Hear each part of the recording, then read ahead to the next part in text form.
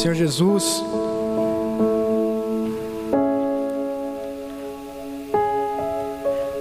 nós nos colocamos na sua presença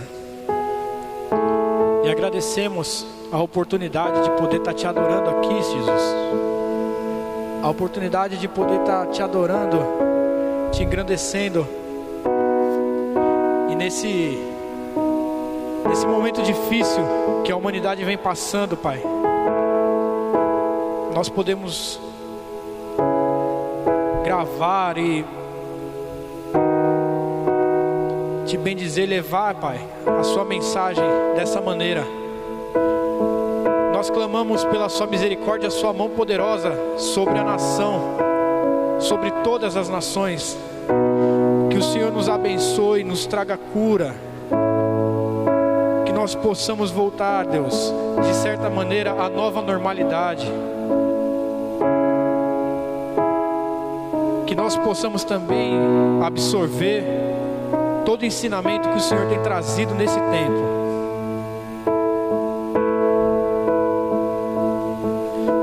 Todo o cuidado, toda a restauração e toda a revelação de caráter que o Senhor tem trazido, colocando todo mundo dentro de casa, revelando o caráter de pais e filhos, revelando o caráter de líderes, de cristãos, que quando estão longe do convívio da congregação, eles mostram realmente e afloram quem são eles. Nós pedimos perdão, Deus, pelas falhas, pedimos perdão porque nós não te buscamos como deveríamos. Quando nos sobrou tempo, a gente gastou tempo procrastinando e fazendo as coisas para nós. Nós clamamos a sua presença aqui, Deus. Nós clamamos a sua presença, Deus, na casa do nosso irmão que está assistindo esse culto. Nós clamamos que a sua presença seja real aqui agora. E não é porque é uma gravação, que ela não se estenda na casa do nosso irmão. Nós cremos, Pai, na sua onipresença. E a sua onipresença significa que o Senhor está em todo lugar. Não interessa se é gravado, não interessa se é ao vivo. Nós ansiamos sim pelo tempo que nós encontraremos os nossos irmãos aqui. Mas enquanto isso, que o Senhor venha nos tocar, que o Senhor venha nos atingir, que o Senhor venha nos transformar, nos abençoar, nos constranger com a sua presença, Deus. Que nós não precisamos de um ajuntamento, que nós não precisemos de um efeito manada, de um irmão chorando ou ser levado de uma emoção, de uma congregação, para poder ser tocado pelo Senhor e sentir a sua presença. Vem, Deus, vem nesse lugar, Deus, vem nesse lugar.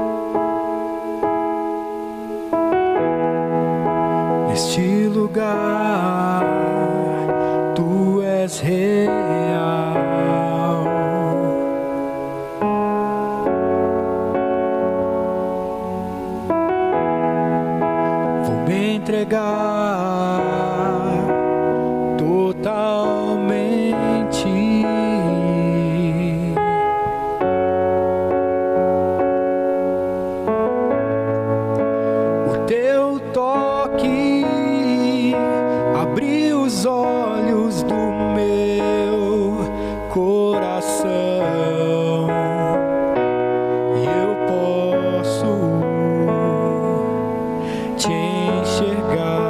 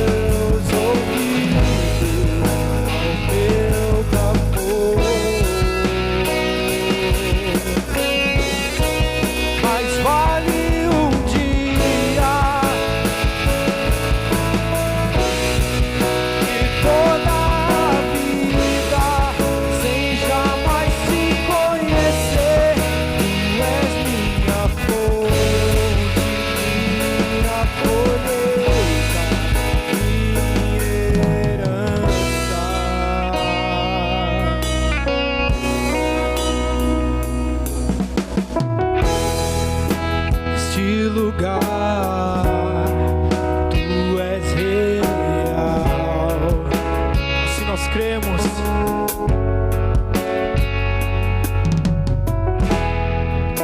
Vou me entregar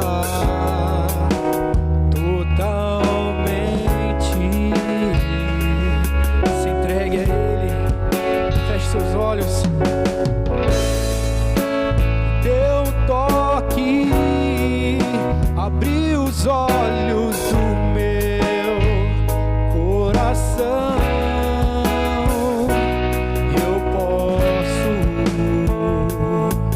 te enxergar e entender. Se eu me humilhar diante do teu altar e sacrificar aquilo que me custar, tu inclinarás os teus ouvidos ao meu clamor. Mas vale dia no centro do teu querer e toda a vida sem jamais te conhecer. Tu és minha fonte, minha colheita, minha herança.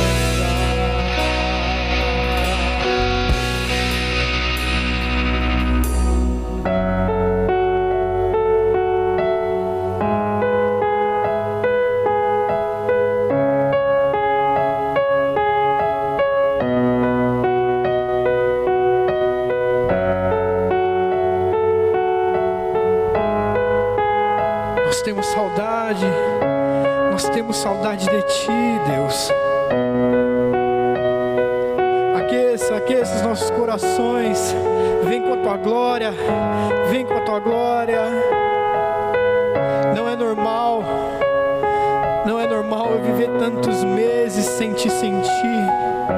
Não é normal eu seguir a minha vida sem Te buscar, sem Te sentir, sem me ajoelhar e me quebrantar diante de Ti. Eu Te peço com a maior cara de pau e imploro pela Sua eterna misericórdia, Deus, que o Senhor venha, que o Senhor venha, apenas que o Senhor venha. Eu não quero bênçãos materiais, eu não estou pedindo uma cura, eu não estou pedindo um dom. Agora eu não estou pedindo nada disso. O Senhor sabe quanto nós somos pidões. Mas a minha cara de pau e pidão que eu sou, eu só peço a Sua presença, Deus. Eu não quero Te sentir apenas quando eu estou aqui reunido com um monte de irmão e a luz está apagada e a fumacinha sobe e a luz pisca e eu escuto a irmã gritar e a outra orar, e aí eu sou tomado por uma emoção e pelas notas menores da canção, e aí eu sinto que eu acho que eu estou Te sentindo. E eu também não posso aceitar que eu estou há tantos meses vivendo, Deus, sem Te buscar de fato, com uma oração rasa que é feita na janela do ônibus enquanto eu vou trabalhar. E eu não dedico meu tempo tão precioso, que eu julgo tão precioso, para Te buscar, para buscar a Sua preciosidade. Sabe, querido, você tem vivido longe de Deus. Você tem usado a igreja como muleta para sentir a presença de Deus. Você tem usado o pastor e o ministro como muletas para condução. Só que olha, não tem muletas para chegar na salvação. Não tem muletas para chegar diante de Deus. O sumo sacerdote, ele não tinha muletas para entrar no Santo dos Santos. O sumo sacerdote, ele colocava a cara dele no pó e dava a cara dele a tapa, e ele ia buscar Deus, ele ia buscar a presença de Deus. E aí ele entrava no Santo dos Santos, e aquele lugar era tomado pela presença de Deus, e Deus falava com ele, mas era só ele e Deus. Ele não tinha um outro sacerdote que levava ele na presença. O povo ficava lá fora esperando o sumo sacerdote fazer esse trabalho. Só que quando Jesus morreu, o véu do Santo dos Santos se rasgou, e aí todos nós temos esse papel do sumo sacerdote em nosso lar, no nosso serviço, na nossa igreja. Não é papel do pastor fazer isso, não é o papel do pastor buscar Deus por você nem por mim. Essa palavra serve para mim, tá? Essa palavra serve para mim. Eu estou pregando para mim, a gente prega para nós primeiramente. Que nós possamos viver essa canção, que nós possamos viver e entender o que cantamos, e deixar de ser hipócritas. Ficar esperando um grande ajuntamento para buscar a Deus. Como eu posso ser tão hipócrita assim? Um lixo. Não se escandalize, não. Se escandalizar com isso também é hipocrisia. Reconheça. Eu te convido assim, ó, a largar o pecado da hipocrisia, fazendo esse gesto assim, ó, coloca a mão no peito e fala assim, ó, eu sou um hipócrita. Deus, eu tenho sido um lixo de crente, de sacerdote, de sacerdotisa, de funcionário, de pai, de mãe, de filho, de irmão. Por isso que eu peço a sua presença na minha vida, Deus. Eu peço a sua presença transformadora na minha vida. Que o Senhor possa ser o centro de fato da minha vida, e que eu aprenda, e que eu não dependa dos outros para isso. E que o Senhor seja a minha fonte de fato, não os meus desejos. Que o Senhor seja a minha fonte de fato, não as minhas vontades pessoais. Que o seu reino mova a minha vida. Essa oração é minha, tá, Deus? É minha.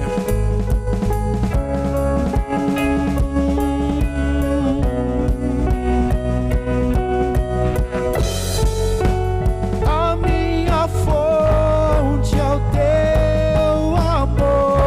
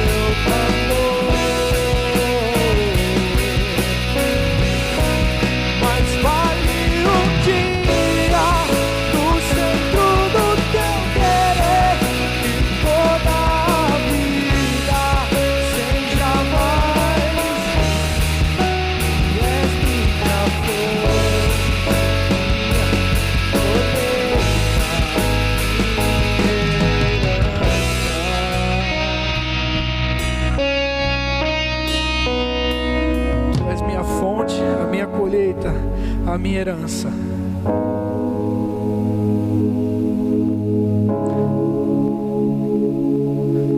Tudo vem de ti, e tudo é por ti, Deus.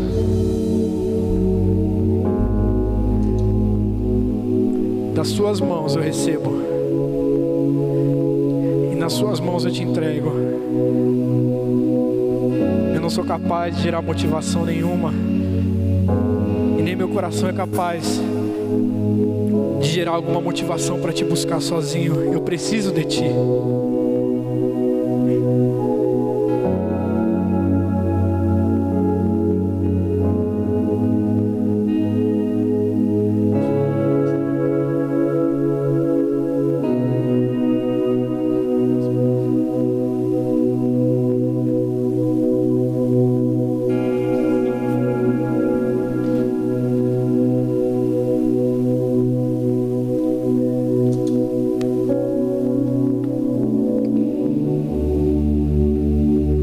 Gravação é assim mesmo. Estava confirmando se gravou, se estamos gravando. Amém?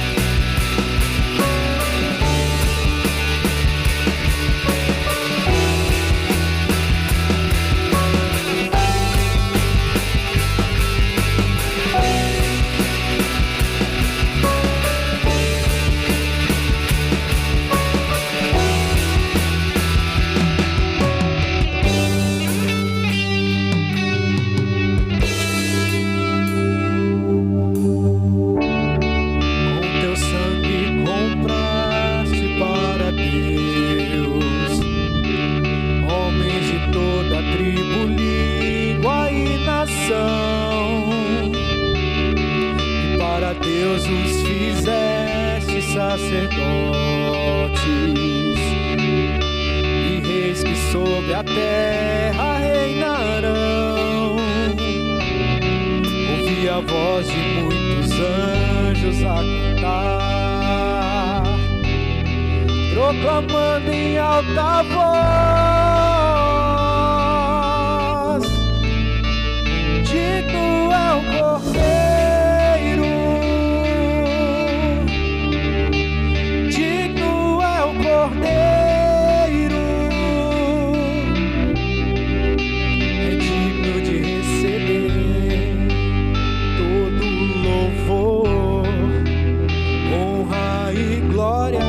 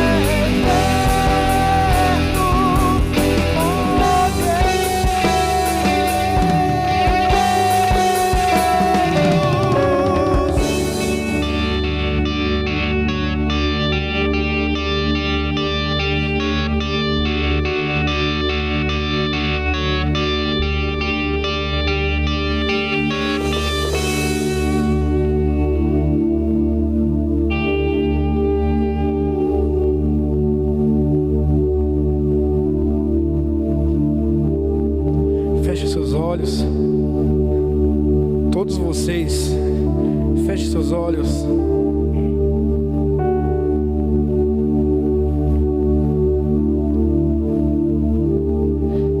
Comece a declarar a eternidade do trono de Deus sobre a sua vida.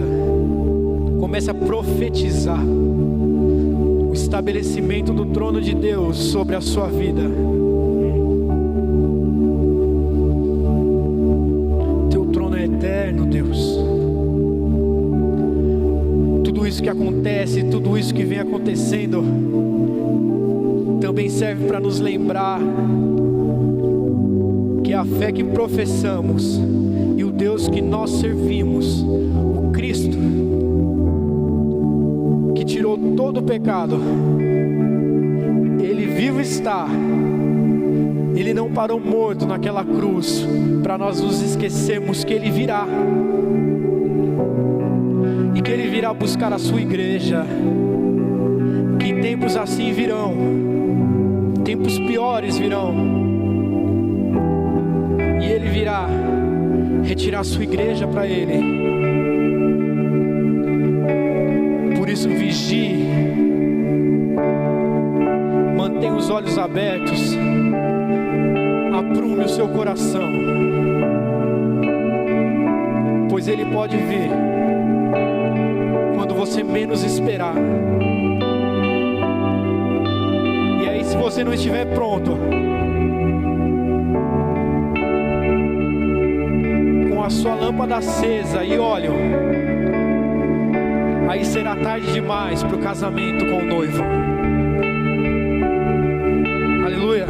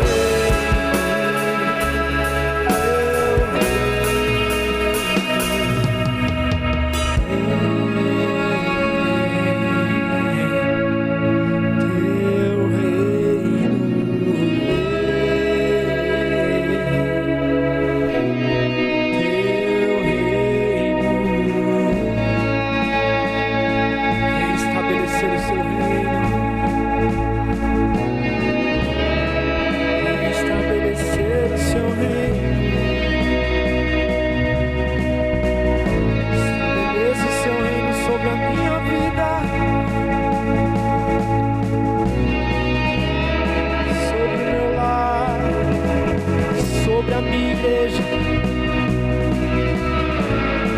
sobre os meus irmãos. Estabeleça o teu reino, Deus. Teu reino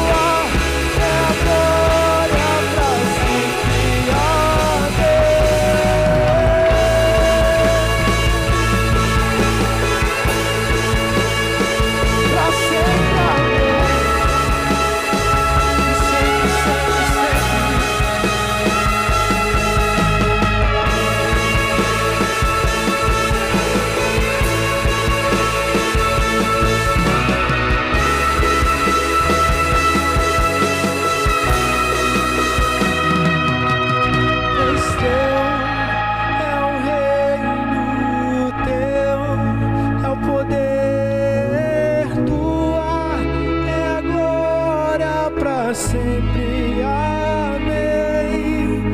Teu é o reino, teu é o poder, tua é a glória para sempre.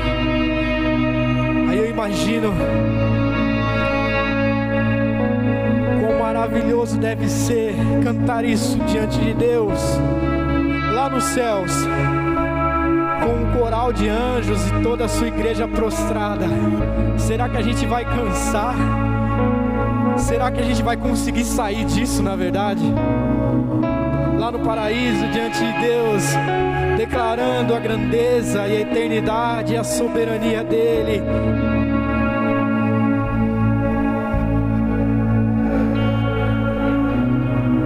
De eternidade em eternidade, cantando canções desse tipo. Enquanto esse dia não chegar, Deus, nós cantaremos aqui na terra e nós pedimos que a sua presença nos invada,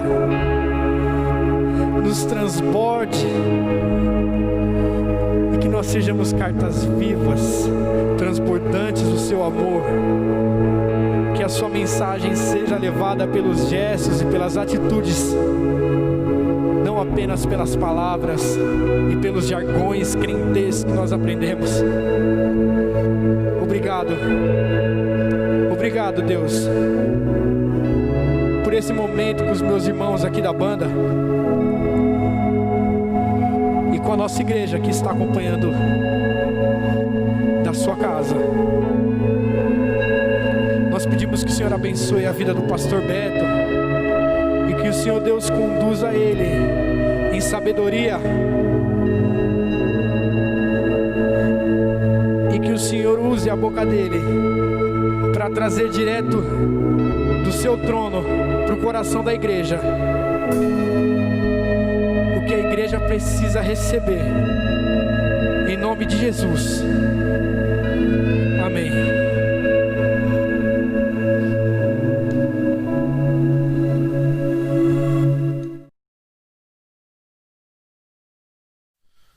Glória a Deus, igreja, amém. Como o Lucas falou mais cedo, nós estamos fazendo a gravação para passar no domingo e tal. E me veio a consciência de que seria o domingo do Dia dos Pais. E é uma responsabilidade muito grande para mim essa escala, né?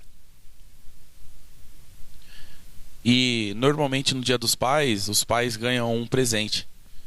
Eu queria iniciar esse tempo com você perguntando qual foi o seu presente, você que é pai e você que é aquele pai barra mãe. Qual foi o melhor presente que você ganhou do Dia dos Pais? Eu queria dar um tempo para você pensar. Nós temos um pai fresco aqui no nosso meio, o Lucas, né, Lu? E até mesmo pro Lu pensar qual foi o melhor presente que o Derek deu, que o Davi deu e que agora é a Esther, né? E eu tava pensando nessa pergunta essa semana, quando eu tava fazendo entrega lá na região de Suzano, que umas entregas são umas longe da outra, então dá tempo de meditar bastante.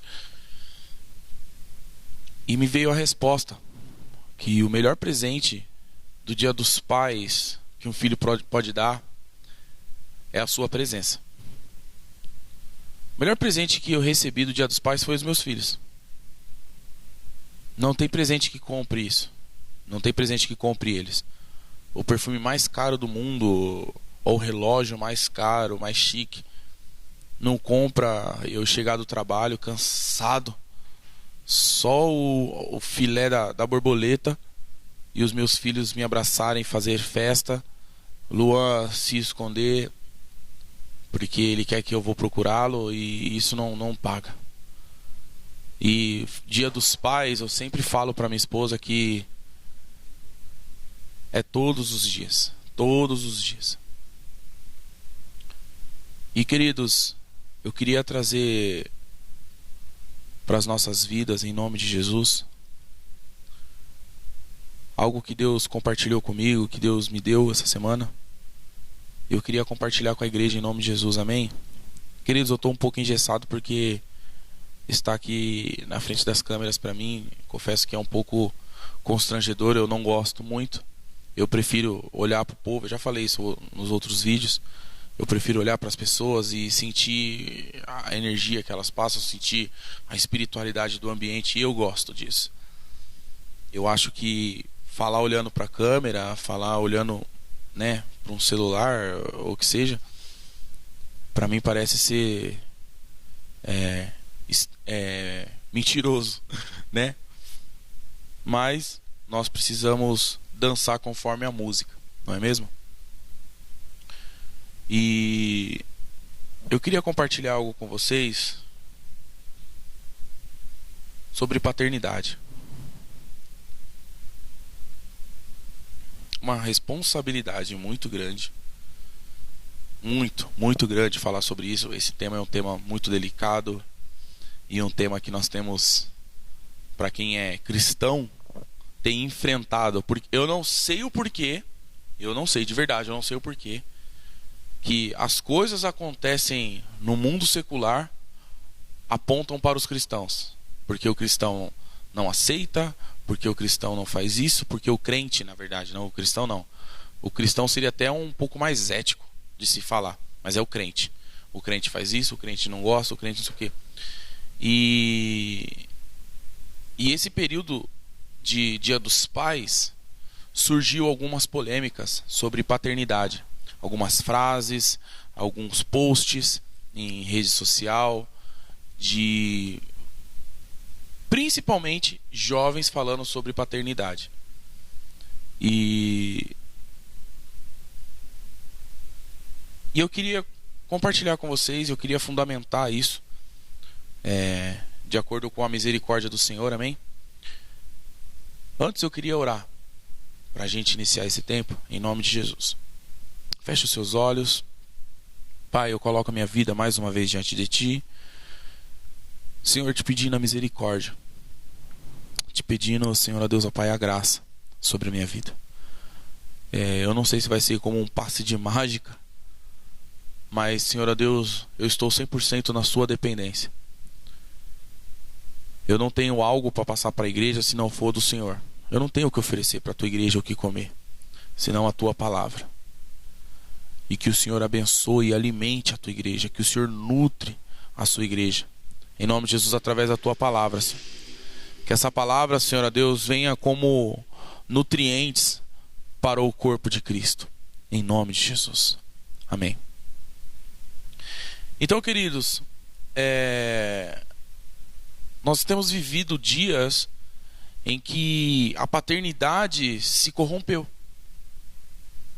E aí nós começamos a olhar a circunstância que nós temos enfrentado, e eu digo num todo, pessoas que são religiosas, pessoas que não são religiosas.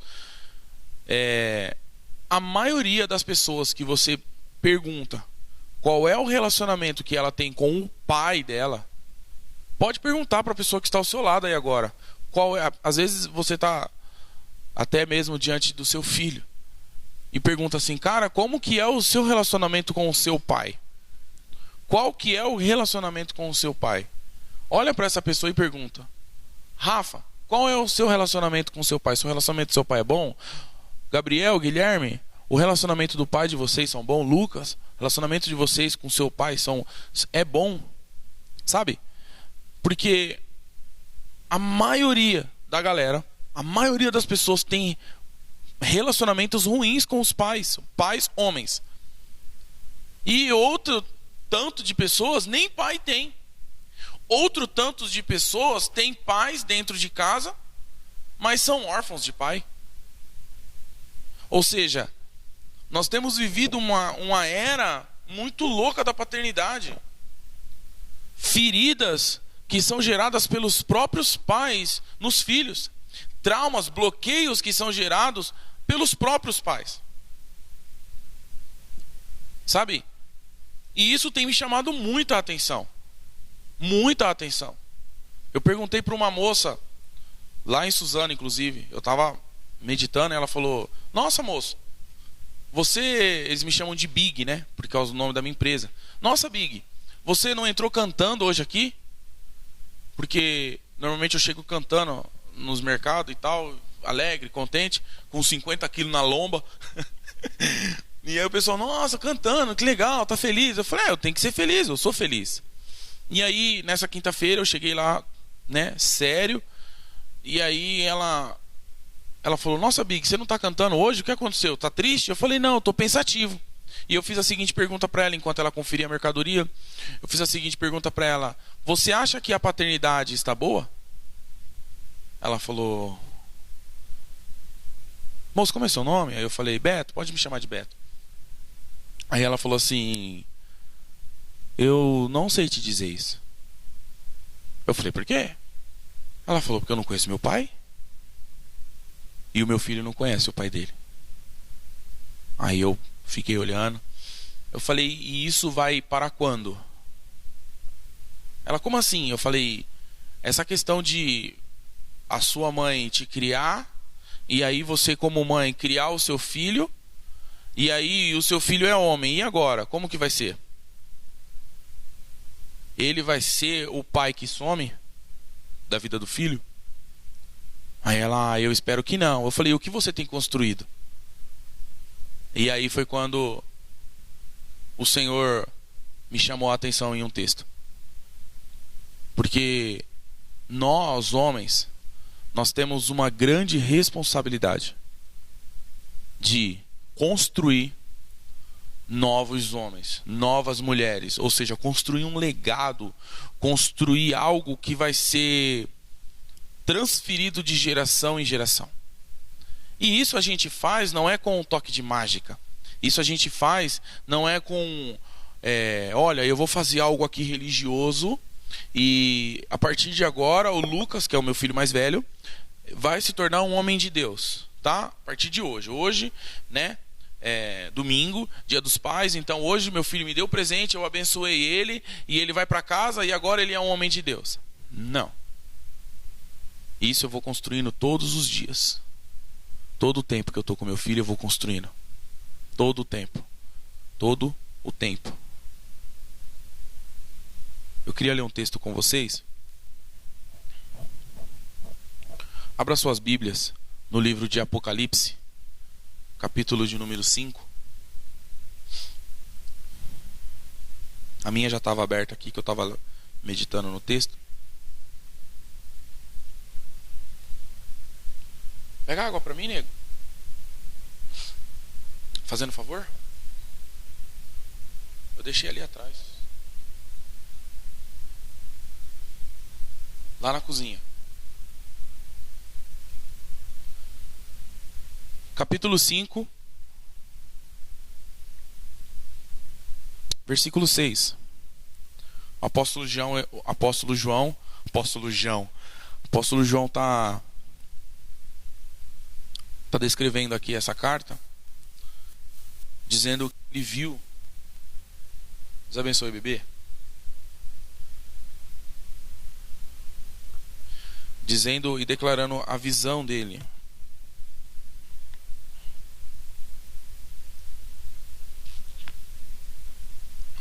Amém?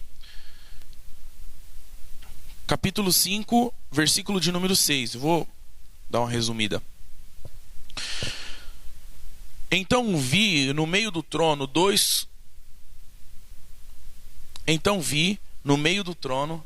e dos 4 seres viventes, entre os anciãos, de pé, um cordeiro, como tendo sido morto. Ele tinha 7 chifres, bem como 7 olhos, que são os 7 Espíritos de Deus, enviados por toda a terra. Veio, pois, e tomou o livro da mão direita daquele que estava sentado no trono. E quando tomou o livro, os 4 seres viventes e os 24 anciãos prostraram-se diante do cordeiro, tendo cada um deles uma harpa, taças de ouro cheias de incenso, que são as orações dos santos. E entoavam um novo cântico, dizendo: digno és de tomar o livro e abrir-lhes os selos, porque fostes morto, e com o teu sangue comprastes para Deus os que procedem de toda tribo, língua, povo e nação. Para o nosso Deus os constituíste reino e sacerdotes, e reinarão sobre a terra. Ponto, até aí. Mas eu queria enfatizar o versículo 9. E entoaram novo cântico, dizendo: digno és de tornar o livro e abrir-lhes os selos, porque fostes morto, e com o teu sangue compraste. Eu vou parar até aqui. Queridos, vocês sabem definir o que é redenção? De verdade. Às vezes a gente canta que Cristo é o nosso Redentor, o nosso Salvador, o nosso Senhor, mas a gente não consegue definir o que é redenção. Eu, para ser sincero para vocês, eu vivi muitos anos numa igreja que nunca pregou o que era redenção. Sendo assim, eu nunca soube o que era redenção. Eu vim descobrir por causa da minha curiosidade há alguns anos atrás o que era redenção. Porque tem uma canção, como é o nome daquele cantor lá que canta assim, ó: meu Salvador, meu resgatado, Me prostro aos teus pés. Cantava na igreja. E aí ele canta que é o meu resgatador, meu salvador, tem o meu redentor também, não tem? E aí, por causa dessa música, eu falei, redentor, cara. E eu lembro que quando eu me converti, tinha uma música do... esse aí eu vou lembrar. Que era do Divina Inspiração. E eles, um grupo de pagode, que na época era do Marcelinho Carioca, vocês vão lembrar disso. Marcelinho Carioca tinha um grupo, lembra? Que aí, na verdade, era do pastor Amorim. Não lembro agora o nome do pastor. Não lembro. Eu tenho até ele no meu Facebook, mas eu não lembro. E aí o que aconteceu?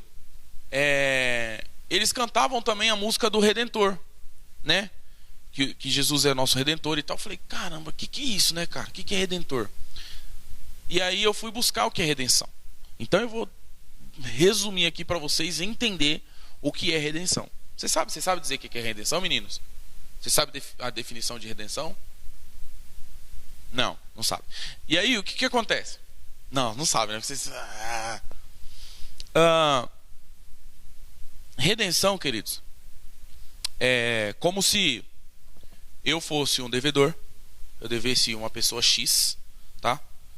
E aí essa dívida minha me fizeram se tornar escravo dessa pessoa X, certo? E eu me tornei escravo, os meus filhos, toda a minha geração, né, dos filhos, e dependendo da dívida até a geração próxima ficava também se tornando escravo dessa pessoa X. E por que isso? Porque na época da palavra de Deus, na época quando foi constituído e tal, a lei era o seguinte: se o teu irmão ficar te devendo e não tiver condições de te pagar, o que vai acontecer? Você vai se tornar escravo dele para pagar essa dívida. Só que dependendo da dívida, vai se tornar uma dívida eterna. Ou seja, você nunca vai deixar de ser escravo dessas pessoas. E na época, existia o ano do jubileu, existia uma outra questão lá que eu não lembro agora, e a parte da redenção, que é o quê? Que é a pessoa Y que compra a sua dívida, certo? Paga a sua dívida para a pessoa X, no caso, que te deve, e teoricamente você se torna escravo da pessoa Y. Por quê? Porque a pessoa Y está comprando a dívida do X. Mas você não deixou de ser escravo, porque você ainda possui uma dívida. Porém, na redenção, no processo de redenção, a palavra de Deus diz que, segundo os judeus e tal, tinha que ser uma pessoa próxima. Por exemplo, primo, irmão. Para quê? Para que quando você comprasse a dívida daquela pessoa, você não o tratasse mais como escravo, certo? Pegou a visão aí? Como escravo. Então você é escravo, mas você não é tratado como tal. Beleza? E aí o que acontece? Nós somos nascidos da escravidão do pecado. Ou seja, desde Adão, que se corrompeu, Eva se corrompeu e tal, toda geração depois deles se corromperam e se transformaram em pessoas escravas do pecado. O que acontece? E aí, vamos lá. Aí, no processo de purificação, o que as pessoas faziam? As pessoas matavam animais para pagar a sua dívida de pecado diante de Deus. Certo? Quando Cristo morre como o cordeiro, como aqui o texto está dizendo e está sendo muito claro, tem tudo a ver com redenção isso daqui. Quando Jesus morre, por que ele morre? Ele morre para pagar a minha e a sua dívida diante de Satanás. Porque Satanás é aquele que acusa, fala, ó, ele pecou, o Beto pecou, então o Beto vai ter que pagar a dívida dele com a vida dele. Então ele vai a vida inteira se tornar o meu escravo. Aí Jesus fala, não, eu derramei o meu sangue inocente, meu sangue puro, para pagar a dívida do Beto. Eu derramei o meu sangue para pagar a dívida do Lucas. Eu derramei meu sangue para pagar a dívida do Gabriel, do Guilherme, do Rafa. Então, e de você. Quando você entende que a partir deste momento você não é mais escravo do pecado, você se torna escravo de Cristo. Vocês já ouviram o termo falar assim, olha, aqui hoje vai abrir o culto o grande servo Lucas Oliveira, né? Assim, e entona a voz, aquela coisa toda. O que essa pessoa está falando do Lucas Oliveira? Está falando, olha, aqui vai vir um grande escravo. É só isso, é um escravo. Palavra servo na palavra de Deus é barra escravo, é a mesma coisa. Então o que acontece? Quando eu compreendo que a partir do momento que eu peço a aceitação de Cristo para com a minha vida, não é eu que aceito a Jesus. Depois que eu começo a compreender isso, nem até os apelos das igrejas mudam. Porque você consegue compreender que você precisa de Cristo, não que Cristo precisa de você. O pastor chega em mim e fala assim, olha, você quer aceitar Jesus como seu Senhor e seu único e suficiente Salvador? Não é essa pergunta que você tem que fazer. Você o reconhece como seu único e suficiente Salvador e seu Senhor? Porque eu não tenho que aceitar, é Ele quem tem que me aceitar. Porque o sangue que foi derramado não foi o meu para com Ele, foi o dele para comigo. Vocês estão entendendo isso daí? Beleza, eu espero que sim, tá? Tô sendo claro, galera? Tá, então beleza. E aí o que acontece? Quando ele comprou para Deus, versículo 9, tá? Tô ainda. E com o teu sangue comprastes para Deus o que procede de toda tribo, língua, povo e nação. E para o nosso Deus os constituísse. É outra palavra que saltou aos meus olhos. Uma constituição. O que é uma constituição?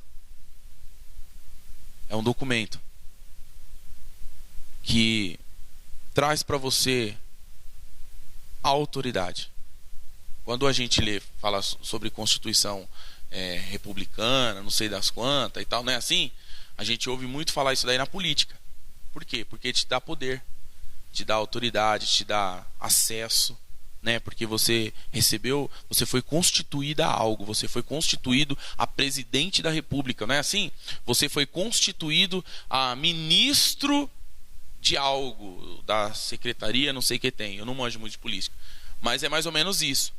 Uma constituição, ou seja, ela te dá essa autoridade, ela te dá esse poder. E o que o sangue de Jesus fez por mim e por você? Nos constitui. Gente, eu estou falando aqui para você que é o líder da casa, amém? O pai de família, porque nós estamos dentro desse tema, não quero fugir. Reino e sacerdote. Reino e sacerdote, ou seja, ele pegou o Beto, tá? Totalmente improvável, totalmente sem futuro, porque eu era esse cara. Me comprou com sangue derramado na cruz e me fez rei e sacerdote. Aí você pergunta, tá, Beto, e o que isso tem a ver com o Dia dos Pais? É que as pessoas não têm dado valor a essa Constituição. Homens não têm dado valor a essa Constituição. Eu ia falar um termo aqui, mas é muito zoado o termo que eu ia falar. Homens têm pouco se lixado para essa Constituição. Homens têm pouco se lixado para a compra que Jesus fez, para o sacrifício que Jesus fez por mim e por você, como pai de família. O sacerdócio das casas estão corrompidos, porque o tempo cujo qual nós falamos, que era para nós construirmos um legado, um caráter nos nossos filhos, nós estamos usando para fazer outras coisas fora da vontade do Senhor, que é ser um sacerdote dentro de casa, que é ser rei dentro de casa. Às vezes a gente olha o rei. Eu gosto muito de assistir filme medieval, e eu assisti esses dias um filme chamado Rei Arthur. Vocês já assistiram esse filme? Cara, assiste esse filme. Maluco, o filme é muito louco, mano. É muito da hora o filme. E eu vi que um rei é sempre o primeiro a estar na frente da batalha. O rei não é o último. Não, vai lá e lutem por mim. Não é assim que a gente... Os fracos, os frouxos. Mas é o cara que tá aqui, ó. E tem uma galerona atrás dele e ele... pau, e o couro come. E espada pra cima e flecha toma. Ou seja, o rei, ele tá à frente. Mas sabe o que eu tenho visto? Que os sacerdotes tiraram as suas estolas sacerdotais, mudaram suas vestimentas, que mudaram suas condutas e postura dentro das suas casas, e que se tornaram sacerdotes omissos. Sabe? Eu tô cansado já. Eu já tentei fazer de tudo pro meu filho ir pra igreja. Eu já tentei fazer de tudo pro meu filho orar. Eu já tentei fazer de tudo pro meu filho ser um homem de Deus, uma mulher de Deus, mas não deu certo. É porque eu tenho certeza disso. É porque você, como pai, ou como referência, como mãe, e isso é uma coisa também que eu quero pautar aqui, que é a referência. Você, como pai, não foi exemplo para o seu filho. Queridos, eu queria contar um testemunho meu. Todo mundo que me conhece pessoalmente sabe que eu sou motorista entregador. Dirijo, né? O dia inteiro dirigindo. Amo dirigir. Esses dias eu estava perguntando para Deus assim: Deus, porque é uma vida sofrida, vida de caminhoneiro, vida de quem trabalha dirigindo atrás do volante, é muito sofrido. E eu estava com dor nas costas. Inclusive vocês podem ver que eu fico toda hora fazendo assim, ó. Não é que eu estou empinando a bunda não, tá, gente? É porque dói a coluna, arregaça. E eu perguntei para Deus: Deus, por que eu estou aqui? Onde eu estou? Fiz essa pergunta para Deus: por que eu estou dirigindo? Aí Deus me levou lá no Jardim Santo Antônio, em Osasco, na Rua Circular. Meu pai estava com um 608 vermelho. Eu lembro como se fosse hoje, carroceria. Trabalhava num depósito. E ele falou: vamos fazer uma entrega com o pai? Eu falei: vamos. Qual filho que não quer isso, né? Vamos, pai, vamos. E eu entrei no caminhão com ele. E eu vendo aquele caminhão todo podre, porque o 608 era todo podrão. Pá! Fazer um barulhão. E eu, nossa, cara, que aventura, velho. Meu pai, pá! E aquele volantão assim, porque o volante do 608 é enorme. E eu falei: pai, quando eu crescer eu quero ser igual a você. E meu pai: é mesmo, filho? Ele fala assim, né? É mesmo, filho? Ah, que legal, hein? Engatava a marcha. E eu me tornei igual ao meu pai. Motorista. Igualzinho. Até o jeito de dirigir, as pessoas falam: Beto, você é igualzinho seu pai, cara. Você é igualzinho seu pai. Isso pra mim é um orgulho. Pro meu pai, eu não sei se é, porque ele fala: pô, eu sei que é muito sofrido, e meu filho tem sofrido o que eu sofri. Mas o que tá faltando, cara, é esse substantivo de querer ser igual ao pai. Olhar o pai como herói. Sabe? Olhar o pai, aquele homem viril. Aquele homem que fala: nossa, que fedor de sovaco. Mas eu amo meu pai com esse fedor de sovaco. Porque os filhos não sentem mais o cheiro dos pais. Porque faz tempo que os pais não têm contato com os filhos. Faz tempo que o pai não dá um abraço no filho. Faz tempo que o pai não dá um beijo no filho. Faz tempo. Faz tempo. Sabe, e eu queria, cara, em nome de Jesus, trazer novamente essa responsabilidade para dentro de casa, para as mesas. Ei, querido, olha para o seu filho e fala: uau, eu perdi tanto tempo, mas eu quero recuperar esse tempo. Esses 20 anos, esses 19 anos, esses 5 anos, esses 2 anos que eu perdi da vida do meu filho, esses 40 anos que eu perdi da vida do meu filho. Esses 50 anos que eu perdi da vida do meu filho, que eu não vi meu filho conquistar, eu não vi meu filho crescer, eu não vi meu filho prosperar, eu não vi o meu filho se formar, eu não vi o meu filho casar, eu não vi o meu filho ser pai, eu não vi o meu filho... Ou seja, tem bisavós que tem problema com os filhos e não viu o filho se tornar avô. Ei, igreja, é um tempo de despertamento para a paternidade.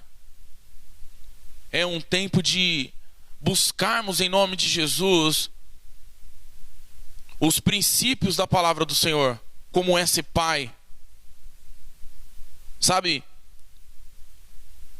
eu vejo a maneira, a conduta de que homens se portam na rua como pai, e eu falo, cara, que louco isso. Sabe, eu não sei se isso é certo ou se é errado. De verdade, isso eu vou falar agora, eu não sei se é. Mas esses dias eu e a minha esposa pegamos o Luquinhas e pedimos um feedback dele para com os pais. Como que é a gente como pai? Porque eu nunca fui pai antes de um moleque de 9 anos. É a primeira vez, é o meu único filho. Então se meu filho não falar, se eu não conseguir ouvir o meu filho, eu vou ouvir quem? Eu vou ouvir quem? O filho do outro? Porque quando ele crescer ele vai falar, eu queria ter um pai igual você. Ô Lu, você já teve amiga assim?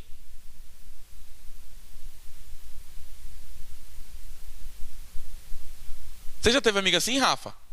Que quando você tava na roda de parceiro assim, fala, cara, seu pai é da hora, mano. Eu queria ter um pai igual o seu, mano.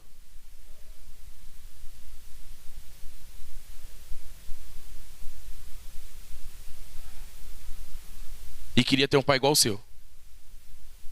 Que sentava com a galera, que conversava, que dava risada, que era pai. Sabe? E tem muita gente assim. Tem muita gente assim. Porque a gente olha às vezes pra casa do vizinho e a gente fala, cara, que paizão que ele é, hein, velho. Ó, eles passeiam juntos. Eles andam de bicicleta juntos. Eles jogam videogame juntos. Gente, eu tenho maior dificuldade de jogar videogame com meus filhos, porque eu não gosto.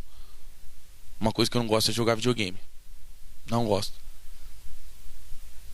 Mas sabe, Deus tem me impulsionado a começar a fazer isso. Não por mim, mas por eles. Sabe, porque é um tempo que eu vou ter com eles. E eu acho que eu já ministrei isso aqui uma vez. Mas para mim é difícil, como pai. Mas eu tenho clamado para esse novo tempo. Eu queria que você abrisse a sua Bíblia, em nome de Jesus. Malaquias, o profeta Malaquias.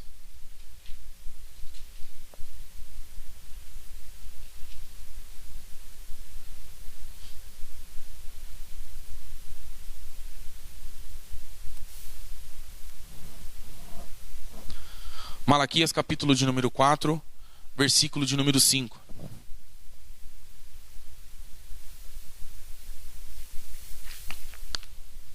Abriu aí? Ou ligou? Às vezes está usando seu celular, né?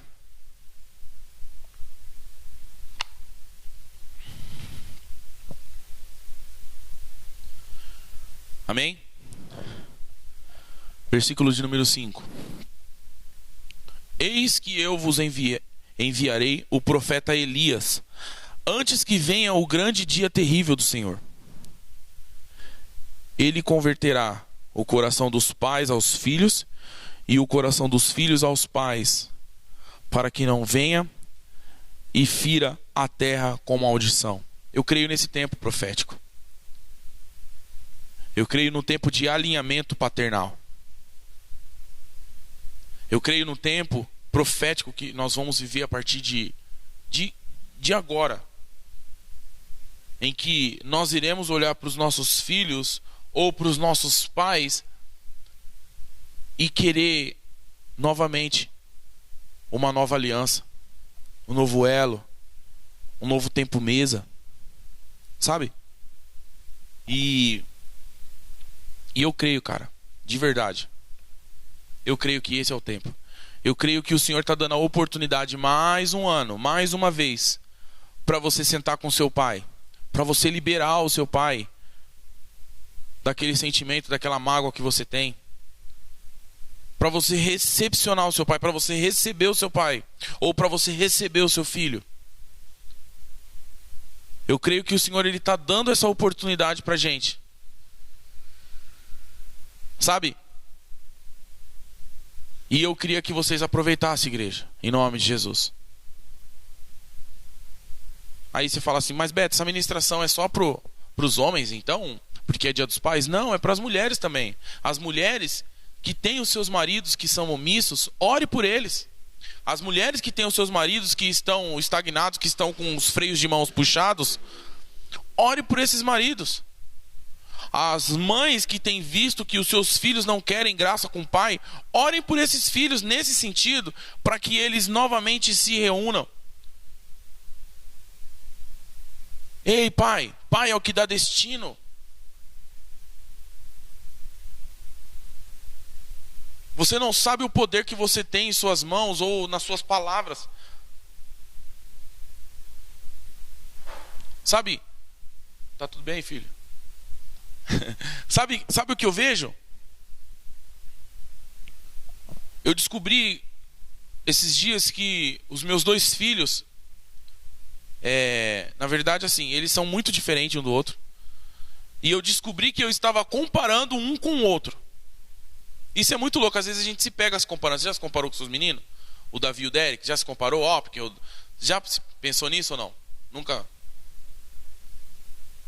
Mas eu comparo. Eu estava comparando o Lucas, porque quando o Lucas era pequeno, quando o Lucas estava nessa idade, o Lucas não fazia isso. Aí eu falei, cara, cada um tem a sua plenitude. Cada um é de um jeito. E eu, como pai, eu preciso entender e compreender que cada um dos meus filhos tem um tipo de identidade. Os dois não são as mesmas pessoas. E o Lucas, ele é introvertido. O Luan é melancólico, dramático. Sabe, esses dias eu dei umas varinhadas no Luan, e eu conto isso pra muita gente. Eu falei, filhos, vem aqui com o pai na sala, vem assistir um filme com o pai e com a mãe. O Lucas veio mancando, que eu bato forte. Aí ele veio mancando. O Luan veio se rastejando. Falei, por que você está se rastejando, filho? Ele falou, eu não sinto as minhas pernas. Aí eu, aí minha esposa abaixou a cabeça assim para não rir.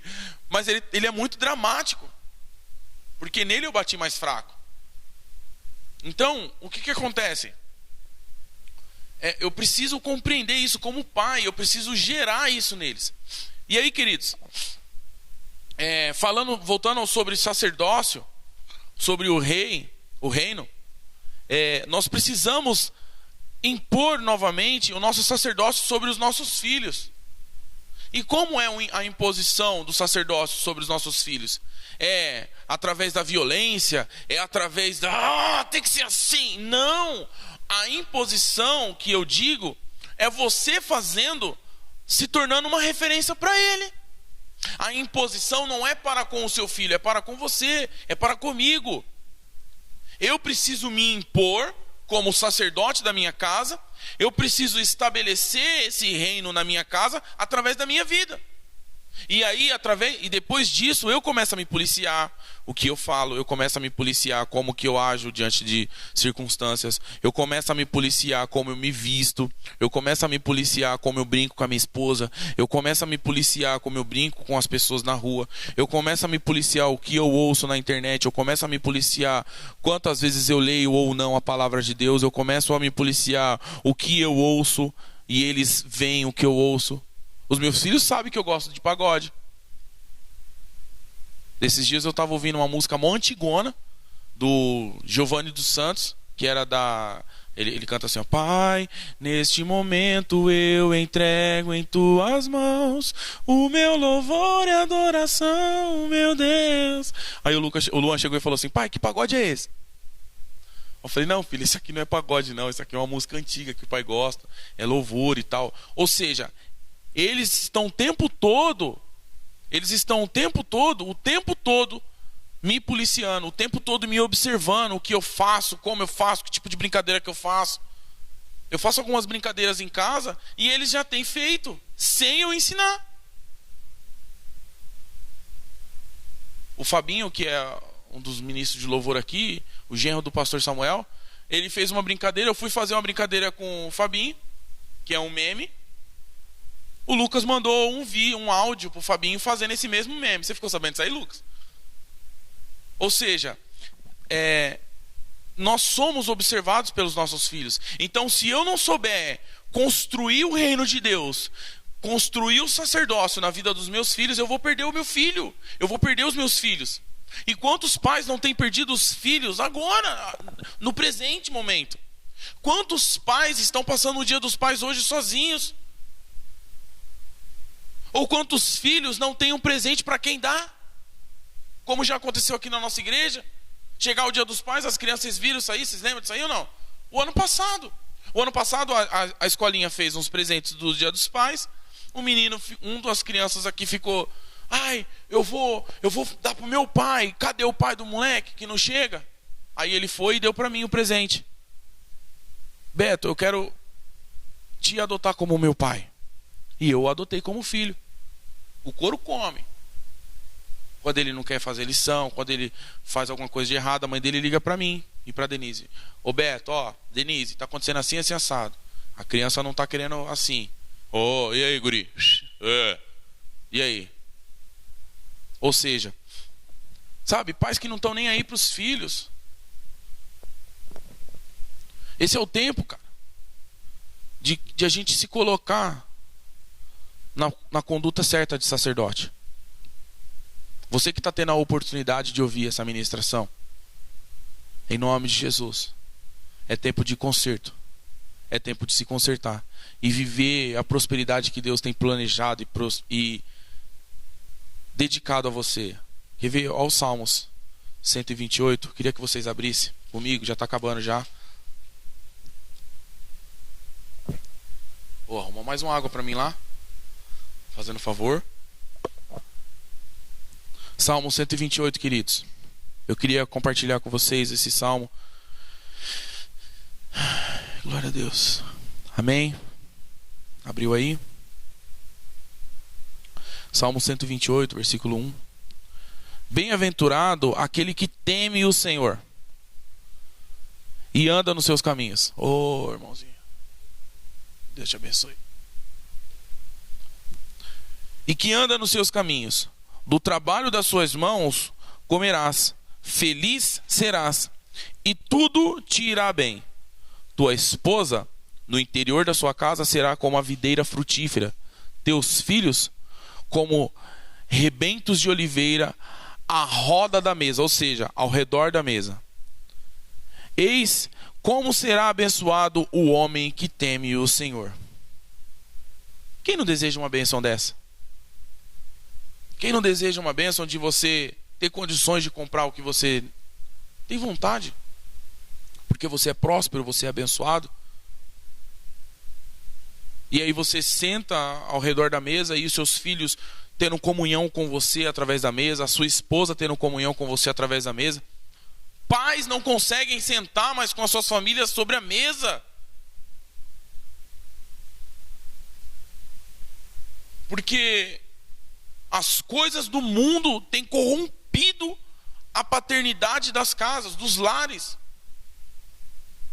É por isso, queridos, por causa dessa paternidade fuleira que nós temos construído nos nossos lares, que pessoas estão olhando para outras pessoas como pais, que não são pais, ou seja, os princípios deixaram de se tornarem princípios e se tornaram balelas.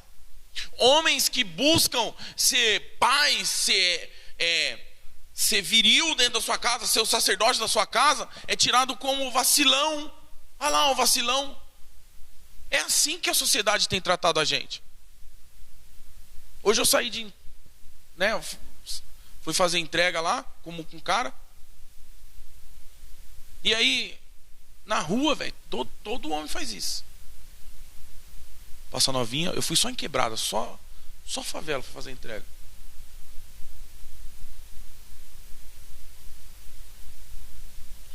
E eu aqui, ó. E aí, mano? Tranquilão? E aí, mano? Da hora? Ué? Você viu ali, Beto? Falei, ih, não vi não, hein? O quê? A raba? Você não viu o tamanho da raba, tio? Falei, nem vi, mano. Você é louco? Ou seja, você é tirado como vacilão por não corromper os seus princípios. Ah, queridos, é o tempo. Esse é o tempo. Esse é o tempo que Deus está dando a oportunidade, mais uma vez, de a gente voltar aos princípios do Senhor. Para que você viva essa prosperidade. Sabe? De você ter comunhão novamente com a sua família. Para você ter novamente a comunhão com a sua esposa. Para você novamente ter uma comunhão com Deus. Porque o temor de Deus vem através da comunhão. Eu não consigo ter temor a um Deus se eu não tenho comunhão com essa pessoa. E para encerrar, porque o que eu digo que são pessoas que batem de frente. Esses dias aconteceu uma situação num post que eu fiz. Alguns jovens amigos meus começaram a me criticar, mandando mensagem no Messenger e falando que eu estava errado sobre paternidade, que eu não manjava sobre paternidade e tal. E aí eu comecei a analisar e perguntei para essa pessoa, inclusive, que é um garoto, como que era o relacionamento dele com o pai dele. Eu fiz a mesma pergunta. Qual que é o seu relacionamento com seu pai, mano? Fiz a pergunta pra ele. Aí ele falou, meu pai é mó vacilão, tio. Certo, mano, meu pai é mó vacilão. E você pensa que você é quem pra tá falando do meu pai, parceiro? E falando aqui assim, ó.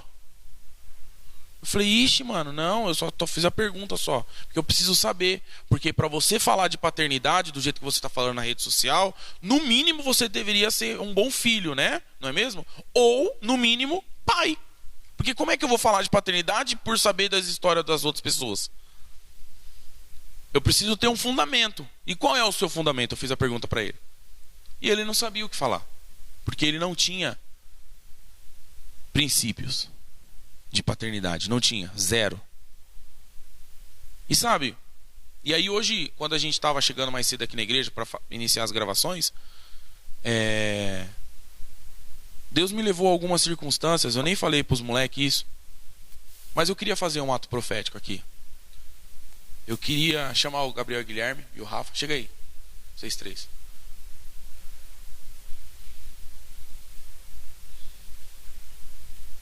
Eles cabem aqui, Lucas? Cabe, né? Eles nem sabiam disso.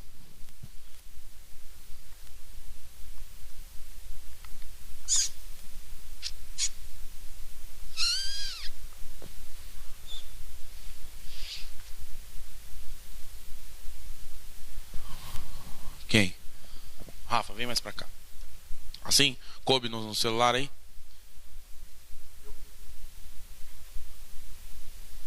Vocês podem ver que são jovens, solteiros e homens. E eu queria usar eles como referência para os jovens e para como futuros pais. Normalmente a gente ora pelos pais, né? Mas eu acredito que nós devemos orar para a próxima geração de pai. Porque os pais que já são pais vai ter que correr atrás do preju. Mas nós precisamos construir nesses caras aqui, ó, a paternidade. Certo, Lucas? É esses caras aqui que precisam entender e compreender o que é ser pai. É esses caras aqui que precisam falar, cara, quando eu tiver o meu filho, eu vou ter que ser sujeito ao homem. E cara, para você ter filho, não é para qualquer um. Ser sujeito ao homem é literalmente ser sujeito ao homem. Porque não dá para você ser pai, moleque. Não dá para você ser sacerdote, moleque, anão. A Bíblia diz lá em Levítico que não dá para se tornar sacerdote, anão. Certo? Não pode, sabe por quê? Porque homens precisam ser grandes. Estatura do varão perfeito. Não ser mini homens. Homens que não crescem. É homens, é adulto, mas não cresceram. Ah, mas você está falando por preconceito? Não, porque, só para você saber, os sacerdotes, eles carregavam pedras na sua estola sacerdotal. E essas pedras simbolizavam as 12 tribos, né? Tinha a quantidade de pedra, bonitinho, aqui no peito. O que significa? significa que os pais carregam os filhos nos ombros. Você já sentiu que o seu pai carrega vocês nos ombros? Em responsabilidade, em compromisso. Você já sentiu isso, Rafa, do seu pai? Que, mano, seu pai tá dando duro pra colocar um arroz, um feijão na sua casa, na sua mesa, pra você comer um bife. Pra dar um tênis pra você, pra dar uma cueca. Um bagulhozinho besta que a gente acha que não é nada. Mas uma escova de dente da Oral-B, tá ligado? Ostentando. Da Colgate. Tem uma escova de dente lá. Um sabonetezinho. Que sabonete você gosta de usar? Qualquer um. Eu uso o Dove, porque ele tem 1/4 de creme hidratante. Mas é o que eu gosto. Sabe assim? E às vezes, e eu faço isso para os meus filhos. Eu dou o melhor para ele. O Lucas, quando ele era mais novo, ele tinha a pele ressecada. A pele dele tipo meio que trincava. Aí eu tive que comprar um sabonete para ele de glicerina, sabe? Todo cheio de frescura. Era 14 contos, só o sabonete dele. E eu comprava o sabonete dele. Não podia ninguém tomar banho com o sabonete dele, porque era só dele. Porque a pele dele era especial. A pele dele tá da hora hoje. Sabe? E o pai, ele faz isso. E eu queria profetizar sobre a vida de vocês. Eu vou ficar aqui. Lu, me ajuda aqui. Fazer o seguinte, eu vou... Mexe aí, Lucas. Eu vou sair um pouco aqui. Mas é porque eu sou maior que eles, né? Eu queria profetizar sobre a vida de vocês três. Como a geração representante da geração atual. Vocês três são jovens que pensam em casar daqui a algum tempo, gerar filhos e construir mais uma nova geração. E eu queria declarar essa paternidade sobre vocês. Sabe? Os erros dos pais de vocês que foram cometidos no passado, que não transmitam para você. Que esses erros ficam lá. E que para vocês sirvam só como lição de não fazer. Amém? Tipo, o meu pai ramelou nisso, eu não vou ramelar. O Luiz Hermínio, ele fala que nós, como pais, nós trilhamos um caminho aonde nós removemos pedras para os nossos filhos correr. Ou seja, nós andamos num caminho onde nós vamos recolhendo os obstáculos para os nossos filhos correr. Mas lá atrás, o meu pai, o Carlão, removeu alguns pedregulhos para eu pelo menos andar, porque não dava nem para andar nesse caminho. E aí o que acontece? Os nossos filhos removerão aqueles pedriscos para os outros correrem e decolar. Ou seja, é sempre um caminho difícil que nós vamos trilhar para gerar um novo caminho para os nossos filhos. O pai de vocês se formaram e fizeram com que vocês se formassem também. E outros cursos e novos cursos. Seu pai tem faculdade? E ele fez com que o Rafa também se formasse. E a sua irmã também, né? Ou seja, o que acontece depois vem assim, é a melhora. Cara, vocês são os melhores dos pais de vocês. A semente que os pais de vocês depositaram em suas mães era o melhor. Porque vocês só fecundaram porque vocês eram os melhores. Vocês eram os vencedores. Então agora, a partir de quando vocês se tornarem pais e quando vocês depositarem as sementes na futura esposa de vocês, que eu nem sei quem é, porque vocês são jovens ainda. Mas quando vocês se casarem, vocês vão lembrar dessas palavras em nome de Jesus.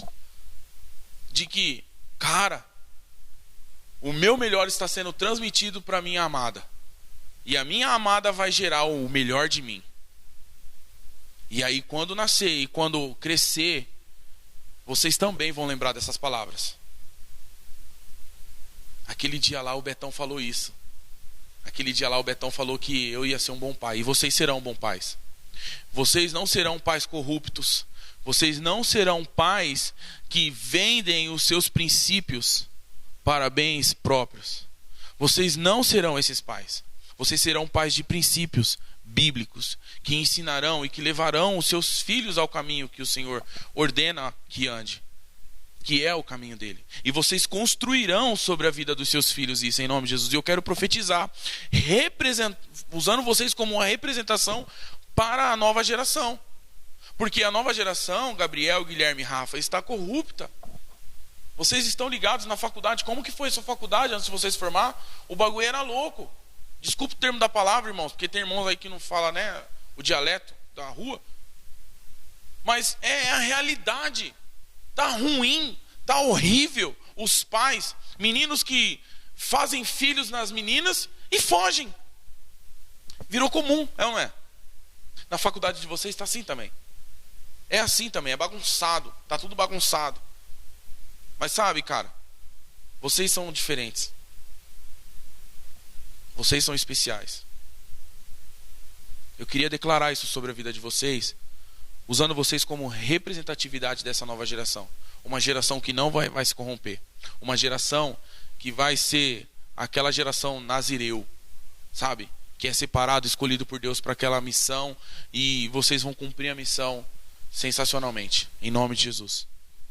Amém? Amém, Rafa? Recebam esse encargo. Cara, vocês vão sentir, maluco. Vocês vão sonhar como é que vai ser. Vocês vão entender, vai começar a fazer. Pô, agora eu tô entendendo, hein? Tá fazendo sentido pra mim. Porque vocês vão começar a olhar pros pais de vocês diferente. Vocês vão começar a olhar pros pais de vocês diferente. Falar, cara, eu vou começar a observar mais meu pai. Como meu pai faz pra pagar as contas. Como meu pai faz para administrar a casa, como meu pai faz para ordenar a casa, como meu pai faz para levar a gente para o reino de Deus, ou como meu pai fez com histórias. Pessoas improváveis se levantarão. Em nome de Jesus. Amém? E eu queria fazer esse ato profético. Parece que não é nada, parece que é mal bobão, mas não é. É muito sério. Para mim, particularmente, é muito sério. Porque vocês são a representatividade de uma geração depois da minha. Amém? Deus abençoe a vida de vocês. Eu queria orar por vocês. Pai, eu queria apresentar a vida do Rafael, a vida do Gabriel e a vida do Guilherme, Senhor. Que na nossa comunidade representam uma geração de jovens. Representa, Senhor, Deus, ó Pai, uma geração solteira, uma geração que se tornará pais. E Deus, eu queria profetizar e declarar essas palavras sobre a vida deles, Senhor Deus, em nome do Senhor Jesus Cristo. Que essas palavras, Senhor Deus, ó Pai, não fiquem somente gravadas no YouTube ou no Facebook, que seja. Mas que essas palavras, Senhor Deus, ó Pai, fiquem guardadas no coração deles, Senhor, em nome de Jesus. Que os três, Senhor Deus, ó Pai, simbolizando o Pai, o Filho e o Espírito Santo aqui neste momento, Senhor Deus, em nome de Jesus, Deus, que eles entendam essa responsabilidade de paternidade, Deus, que eles compreendam, Senhor Deus, ó Pai, o que o Senhor tem para com eles, Senhor Deus, como pais, como homens, Senhor Deus. Ó Deus, eu quero te agradecer, Senhor, porque esses homens, Senhor, não se corromperam com o mundo. Deus, jovens, bonitos, Senhor Deus, ó Pai, que seria uma presa fácil, Senhor Deus, ó Pai, para Satanás. Mas Deus, eles foram firmes. Senhor Deus, ó Pai, eles têm cumprido a missão deles, Senhor Deus, ó Pai, com sucesso, com êxito, Senhor. E eu te louvo, Senhor Deus. Eu te louvo, Senhor Deus. Eu te louvo, Pai, por isso. Porque, Deus, esses jovens, Senhor Deus, os jovens, Senhor Deus, ó Pai, que não se corromperam com o mundo, os jovens, Senhor Deus, ó Pai, que ainda acredita, Senhor Deus, ó Pai, ainda acredita nos teus princípios, jovens que ainda acreditam, Senhor Deus, ó Pai, que pode dar certo paternidade. E, Deus, eu te louvo por isso, em nome de Jesus. Amém. Amém. Glória a Deus pela vida de vocês, tá? Eu amo vocês. Vocês são um bichão mesmo. Queridos, pode ir lá, Deus abençoe. Eu queria finalizar dessa maneira, fazendo com que a gente pare para pensar o que a gente tem feito do nosso tempo e o que a gente tem construído dentro das nossas casas. Use o seu tempo. O Lu, quando a gente estava vindo para cá, ele falou: Beto, a gente precisa entender, cara, que essa quarentena, quem soube aproveitar fez muita coisa boa. E quem não soube aproveitar só ganhou memórias a mais de Netflix, só ganhou memórias a mais de filmes que assistiram. Mas quem soube aproveitar, aproveitou o tempo que foi dado. Porque assim como ele ministrou no começo do culto, antigamente a gente não tinha tempo para adorar a Deus, a gente não tinha tempo, porque a gente tinha trabalho corrido e tal. Aí Deus falou pera, parou todo mundo. Eu continuei trabalhando normal, mas quem não continuou, ficou com a sua família, ficou com os seus filhos. E aí, o que vai fazer? Vai ficar o tempo todo um celular na mão? Aqui, ó. E o filho do lado aqui, ó.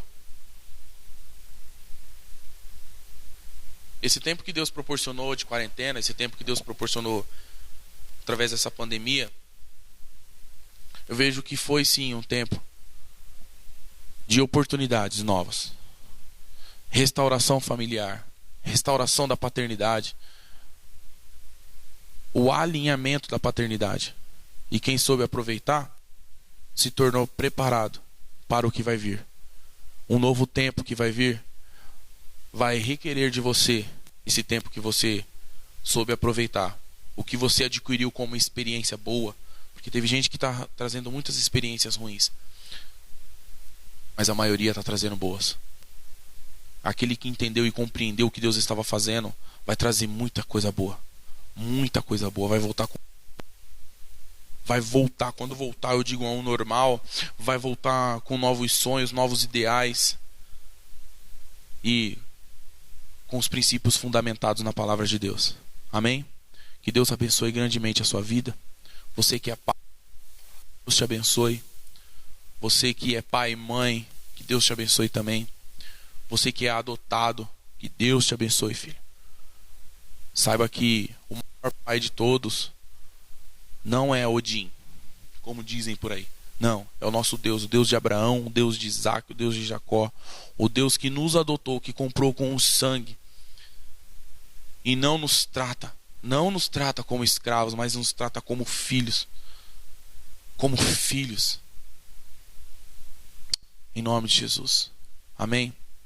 Como o pastor Guilherme sempre diz, troque. A troca é uma ação, que seja uma ação dura. Troque o presente pela presença.